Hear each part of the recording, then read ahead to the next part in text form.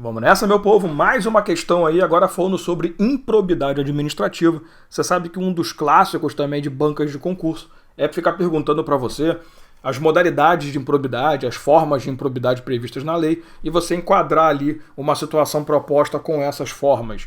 E essa questão eu gostei porque a gente consegue visualizar bastante coisa nela, já que é aquela típica questão que traz ali afirmativas para você identificar quais estão corretas, quais não estão corretas. Então vamos lá, né? No que diz respeito à improbidade, a Lei 8.429, analise afirmativas abaixo. Primeira afirmativa: utilizar em obra ou serviço particular veículos, máquinas, equipamento ou material de qualquer natureza de propriedade ou à disposição de qualquer entidade do artigo 1º da lei, bem como trabalho de servidor, empregados ou terceiros contratados por essa entidade. Olha, uma das coisas que eu sempre gosto de falar quando a gente vai estudar a questão de improbidade: existem os verbos que te ajudam a identificar exatamente o que está acontecendo ali. Então, quando você se depara com verbos, como, por exemplo, aqueles verbos que trazem uma ação para dentro do servidor, para a pessoa, para o agente público, por exemplo, verbos de utilizar, usar, receber, incorporar. Olha só, utilizar. Você consegue entender que quem está cometendo o ato está se beneficiando do próprio ato? Então, é um verbo para dentro do próprio agente. Toda vez que você se depara com verbos em que o beneficiário é o próprio agente público, você diz que ele está cometendo enriquecimento ilícito, beleza?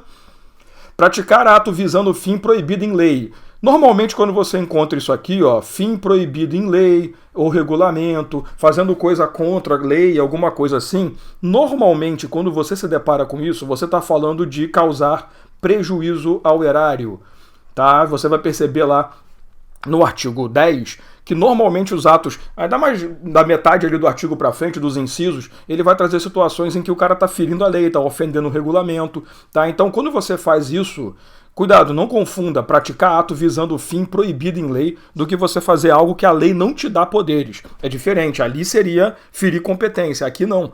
Toda vez que você depara com essa situação, é prejuízo ao erário, salvo duas situações clássicas, né? Quando fala da questão da Lei Complementar 123, aliás, desculpa, 123 não, né? 116, salvo engano da minha parte, que é o artigo 10A, né? Concessão indevida de benefício, e quando fala da Lei de Acessibilidade, que está no artigo 11, né? Que vai falar sobre atos que atentam contra princípios. Então, esse segundo aqui se refere a prejuízo ao erário. Descumprir norma relativa à celebração, fiscalização e aprovação de contas de parcerias firmadas pela administração. Aqui eu estou cometendo um ato que atenta contra princípios da administração pública. Então, com certeza, né, tá lá no rol do artigo 11, fica bem fácil da gente identificar. É o único rol que eu sempre peço para o meu aluno ler.